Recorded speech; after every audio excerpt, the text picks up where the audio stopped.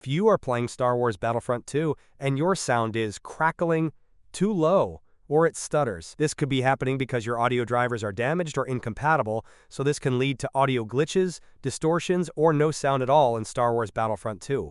So watch this video to learn how to fix your sound issues in Star Wars Battlefront II in Windows 11 and Windows 10. First, disable any spatial audio apps like Windows Sonic or Dolby Atmos.